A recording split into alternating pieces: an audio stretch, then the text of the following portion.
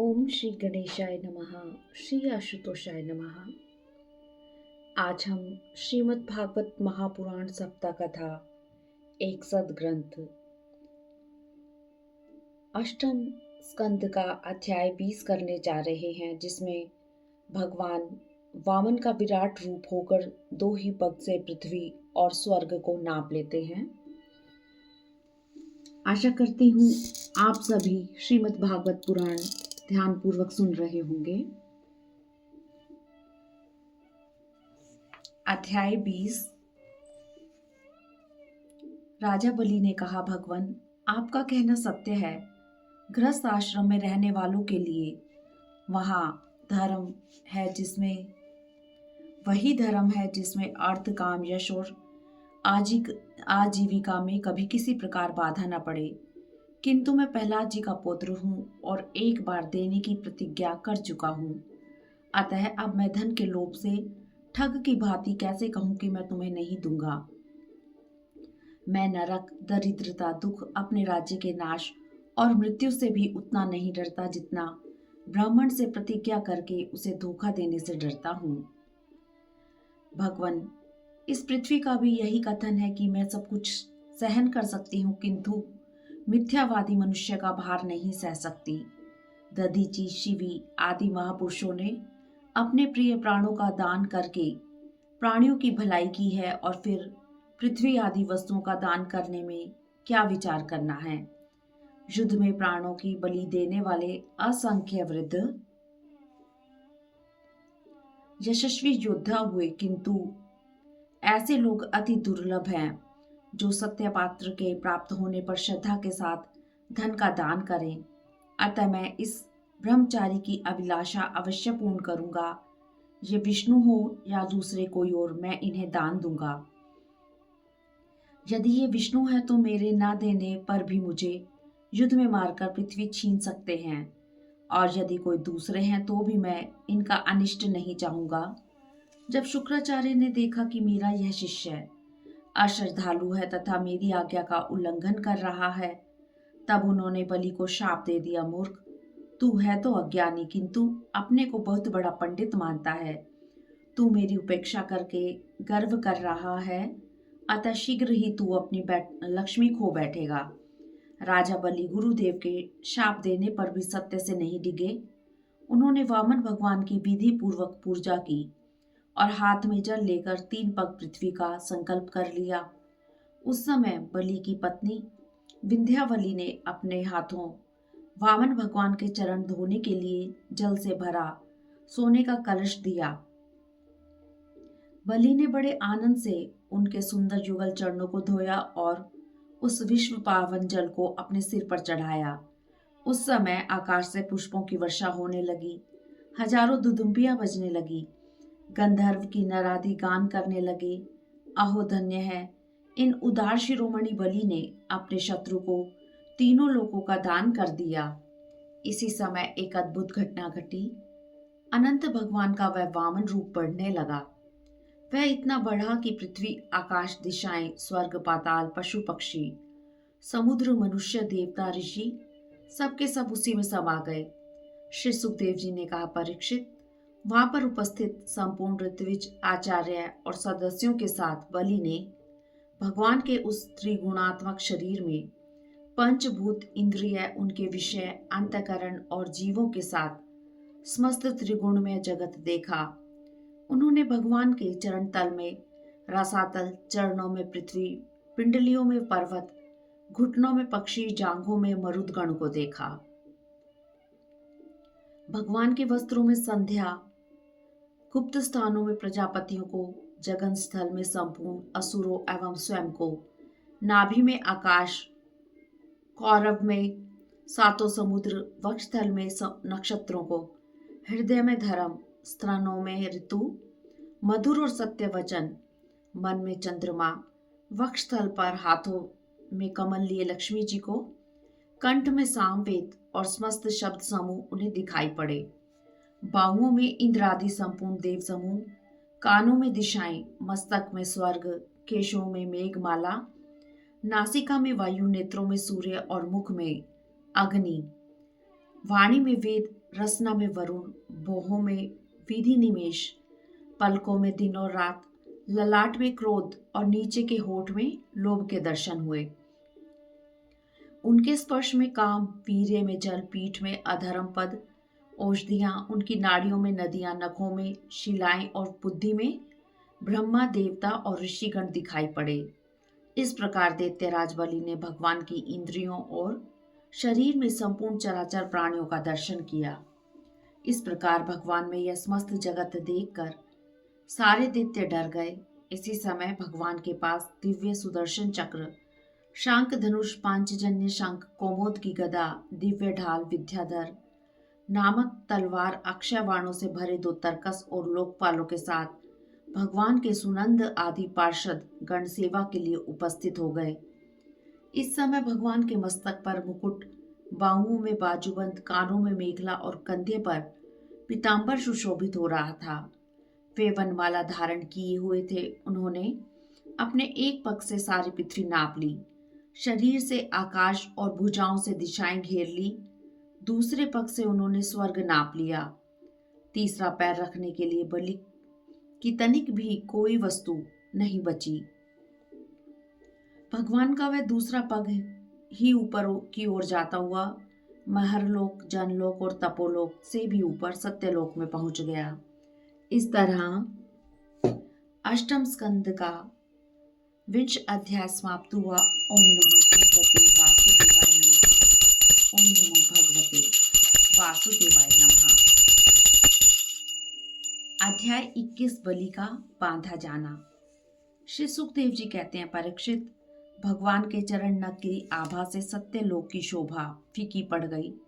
श्री ब्रह्मा जी ने मरीचि आदि ऋषियों, सनंदन आदि नैष्ठिक ब्रह्मचारियों एवं बड़े बड़े योगियों के साथ भगवान के चरणों की अगवानी की, अर्घ्य आदि से पूजा की और स्तुति की।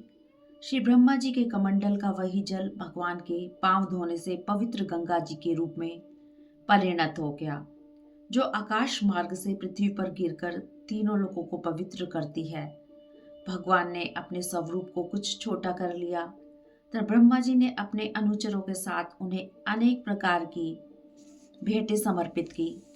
ऋषभ राज जामवान वेग से दौड़कर सब दिशाओं में भैरी बजाकर भगवान की मंगल में विजय की घोषणा कराए। दैत्यों ने देखा कि वामन जी ने 3 पग पृथ्वी के बहाने सारी पृथ्वी छीन ली। वे चिढ़कर आपस में कहने लगे, अरे यह ब्राह्मण नहीं है, यह मायावी विष्णु है।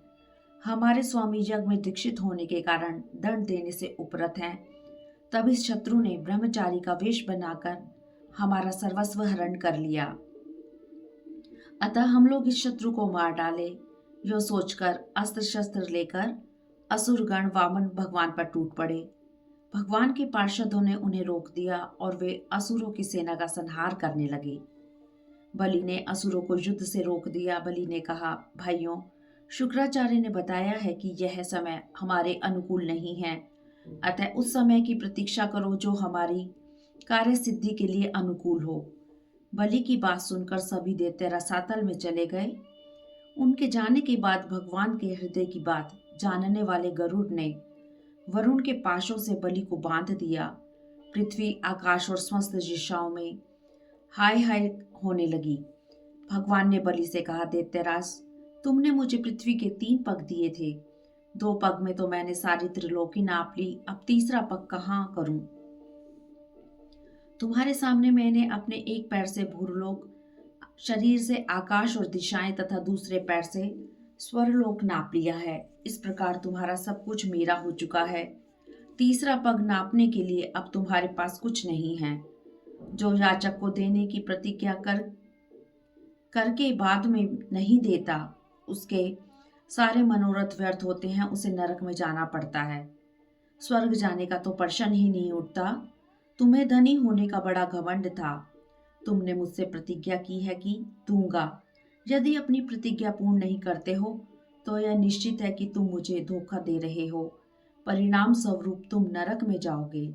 इस तरह अष्टम स्कंद का 21 अध्याय समाप्त हुआ। ओम नमो भगवते वासुदेवाय नमः। ओम नमो भगवते वासुदेवाय नमः। अध्याय 22, बलि के द्वारा भगवान की स्तुति और भगवान का उस पर प्रसन्न होना।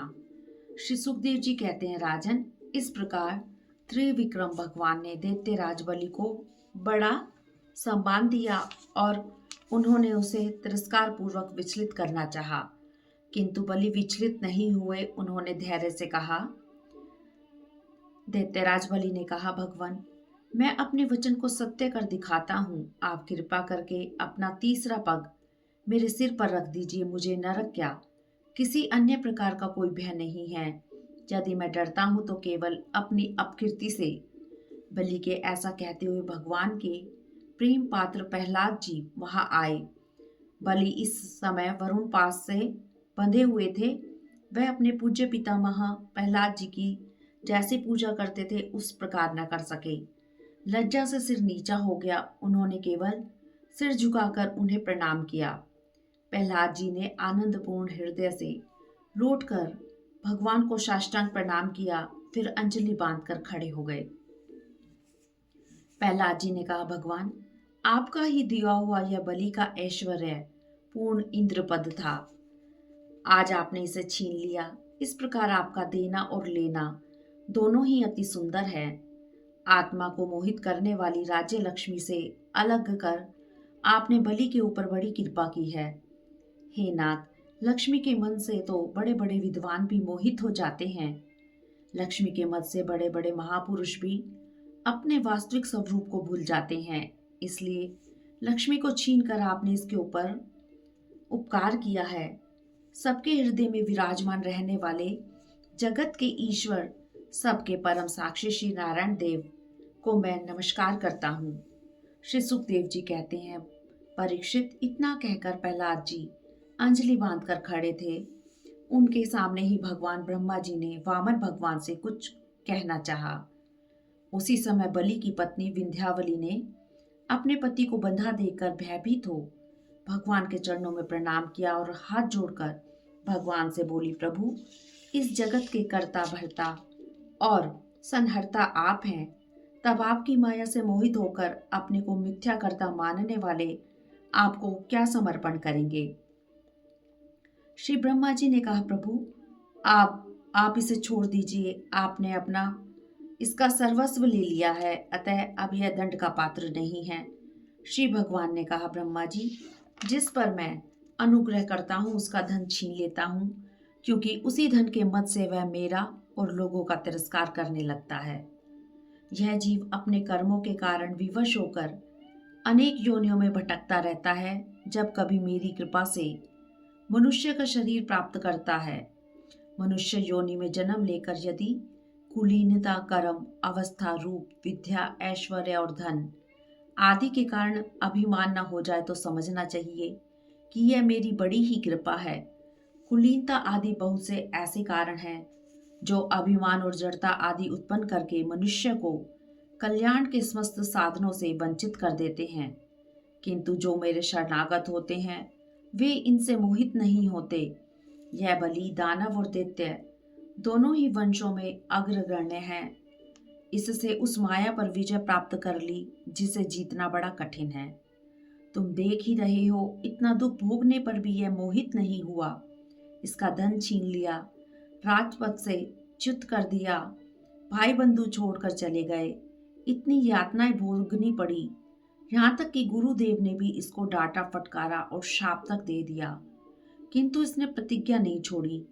मैंने इससे कपट युक्त बातें की, मन में कपट रखकर धर्म का उपदेश किया, किंतु इस बलि ने सत्यवादी होने का परिचय देते हुए धर्म का त्याग नहीं किया। अतः मैं इसे वही स्थान देता हूँ जिसे बड़ी कठिनाई से देवता भी प्राप्त नहीं कर पाते। सावर्णी वनवंतर में यह मेरा परम भक्त इंद्र होगा। तब यह यहाँ विश्वकर्मा के बनाए हुए सूतल लोक में रहे। बलि को संबोधित करते हुए, महाराज इंद्रसेन, तुम्हारा कल्याण हो। अब तुम अपने भाई बंधुओं के साथ सूतल लोक में जाओ। तुम मुझे वहां सदा अपने पास ही देखोगे। इस तरह अष्टम स्कंद का 22वां अध्याय समाप्त हुआ। ओम नमो भगवते वासुदेवाय नमः। ओम नमो भगवते वासुदेवाय नमः। अध्याय 23, बलि का बंधन से छूटकर सूतल लोक को जाना। बलि ने कहा, प्रभु, मैंने तो आपको पूरा प्रणाम भी नहीं किया, केवल प्रणाम करने मात्र की चेष्टा भर की है।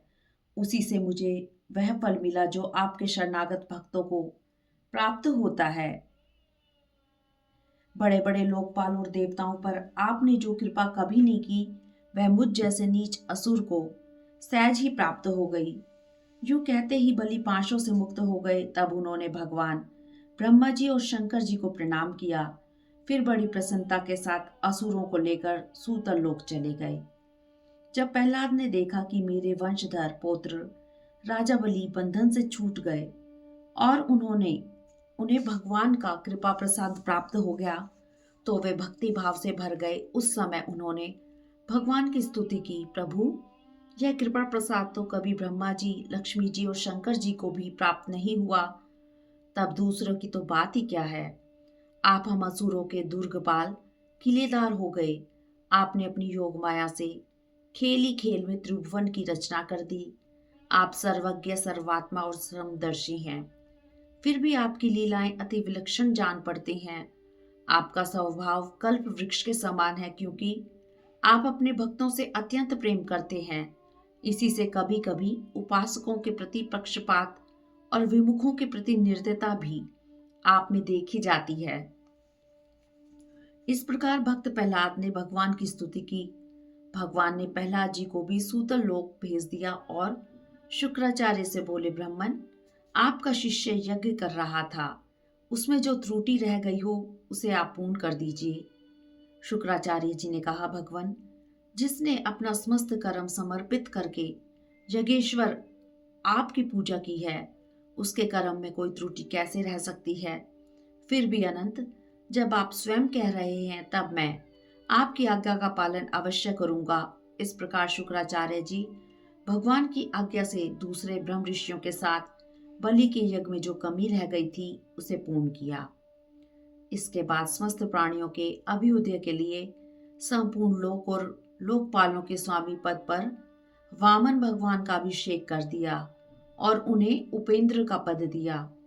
उसके बाद ब्रह्मा जी की अनुमति से लोकपालों के साथ इंद्र ने वामन भगवान को सबसे आगे विमान पर बिठाकर अपने साथ स्वर्ग लिवा गए। ब्रह्मा, शंकर और सन्नत कुमार आदि भगवान का गुणगान करते हुए अपने अपने लोक चले गए।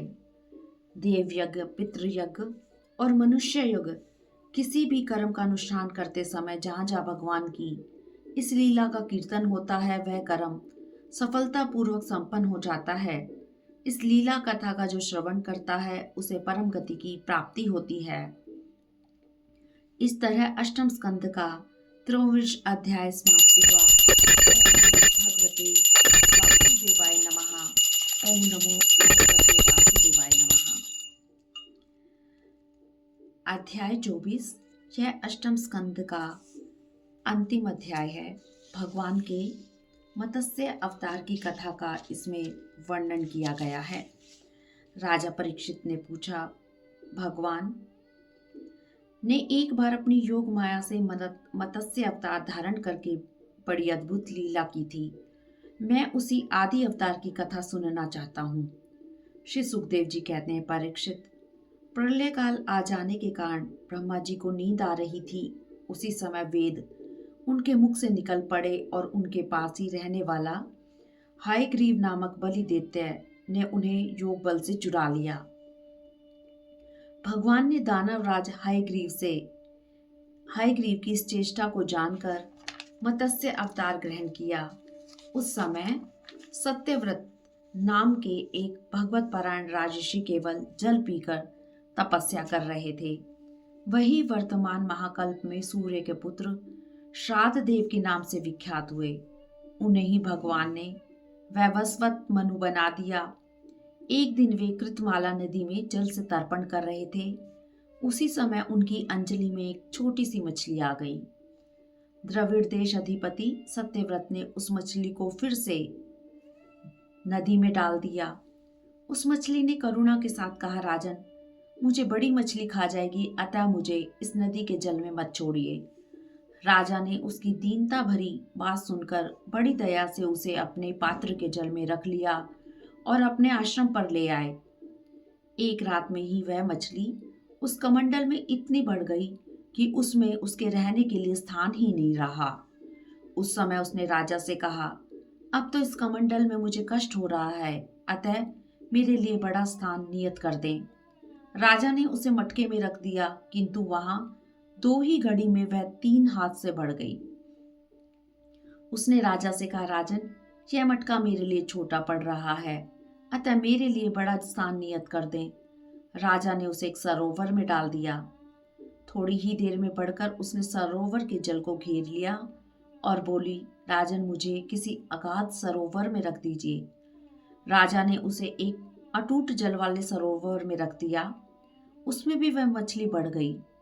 अंत में उन्होंने उस लीला मत्स्य को समुद्र में छोड़ दिया। मछली ने कहा, राजन, समुद्र में बड़े बड़े बलि मगर आदि रहते हैं, वे मुझे खा जाएंगे, अतः आप मुझे समुद्र के जल में मत छोड़िए। मछली की इस मधुर वाणी को सुनकर राजा मोहमुग्ध हो गए। उन्होंने कहा, मत्स्य का रूप धारण करने वाले आप कौन हैं? एक ही दिन में आपने 400 कोस के विस्तार का सरोवर घेर लिया। अवश्य ही आप सर्वशक्तिमान श्री हरि हैं। जीवों पर कृपा करने के लिए ही आपने जलचर का रूप धारण किया है। राजा सत्यव्रत ने कहा, प्रभु, आपने यह रूप किस उद्देश्य से धारण किया है, कृपा करके मुझे बताइए। श्री मत्स्य भगवान ने कहा, सत्यव्रत, आज के 7वें दिन भूलोक आदि तीनों लोगों प्रलय के कारण समुद्र में डूब जाएंगे। तब मेरी प्रेरणा से तुम्हारे पास एक बहुत बड़ी नौका आएगी। उस समय तुम समस्त जीवों के सूक्ष्म शरीर को लेकर सप्तऋषियों के साथ उस नौका पर चढ़ जाना और समस्त धान्य तथा छोटे बड़े अन्य प्रकार के बीजों को साथ रख लेना। उस समय सब ओर एकमात्र सागर लहराता रहेगा, प्रकाश नहीं होगा। केवल ऋषियों की दिव्य ज्योति के सहारे ही बिना किसी विकलता के तुम उस नाव पर चढ़कर चारों ओर विचरण करना। जब प्रचंड आंधी चलने के कारण नाव डगमगाने लगेगी, तब मैं इसी रूप में वहां आऊंगा। तुम लोग वासुकी नाग के द्वारा उस नाव को मेरे सींग से बांध देना। तब तक ब्रह्मा जी की रात रहेगी। तब तक मैं ऋषियों के साथ तुम्हें उस नाव में बैठाकर उसे खींचता हुआ समुद्र में विचरण करूंगा। मैं उस समय तुम्हें पर ब्रह्म का उपदेश करूंगा। इतना आदेश देकर भगवान अंतर्ध्यान हो गए। भगवान के आदेश के समय की प्रतीक्षा करते हुए कुशों का अग्रभाग पूर्व की ओर करके राजर्षि सत्यव्रत उन पर पूर्वोत्तर मुख करके बैठ गए और मत्स्य रूप भगवान के चरणों का चिंतन करने लगे।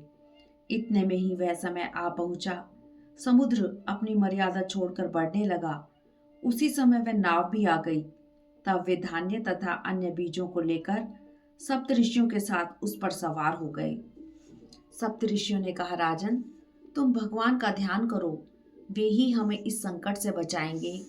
उनकी आज्ञा से राजा ने भगवान का ध्यान किया। उस समय उस महान समुद्र में मत्स्य के रूप में भगवान प्रकट हुए। सोने के समान देदीप्यमान मत्स्य भगवान के शरीर का विस्तार 4 लाख कोस था। उनके शरीर में एक बड़ा भारी सींग भी था। भगवान की आज्ञा के अनुसार वह नौका वासुकी नाग से उनकी सींग में बांध दी गई। राजा ने भगवान की स्तुति की। आप देवताओं के आराध्य देव परमेश्वर हैं। मैं आपसे ज्ञान प्राप्त करने के लिए आपकी शरण में हूँ, अतः कृपा करके अपने स्वरूप को प्रकाशित कीजिए। राजा की प्रार्थना पर भगवान ने उन्हें आत्म तत्व का उपदेश किया। ज्ञान, भक्ति और कर्म योग से परिपूर्ण दिव्य पुराण का यह उपदेश मत्स्य पुराण के नाम से प्रसिद्ध है। जब पिछले प्रलय का अंत हुआ और ब्रह्मा जी की नींद टूटी, तब भगवान ने हयग्रीव असुर को मारकर उससे वेद छीनकर ब्रह्मा जी को दे दिए। भगवान की कृपा से राजा सत्यव्रत ज्ञान और विज्ञान से युक्त इस कल्प में वैवस्वत मनु हुए। जो मनुष्य भगवान की इस कथा का श्रवण तथा कीर्तन करता है, उसके सारे संकल्प सिद्ध हो जाते हैं और उसे परम गति की प्राप्ति होती है। समस्त जग के परम कारण लीला मत्स्य भगवान को नमस्कार है। इस तरह अष्टम स्कंद का चतुर्विंश अध्याय समाप्त हुआ। ओम नमो भगवते वासुदेवाय नमः। ओम नमो भगवते वासुदेवाय नमः। ओम नमो भगवते वासुदेवाय नमः। श्रीमद् भागवत महापुराण सप्ताह कथा एक सदग्रंथ का अष्टम स्कंद समाप्त हुआ। हरिओम तत्सत। हरिओम तत्सत। ओम नमो भगवते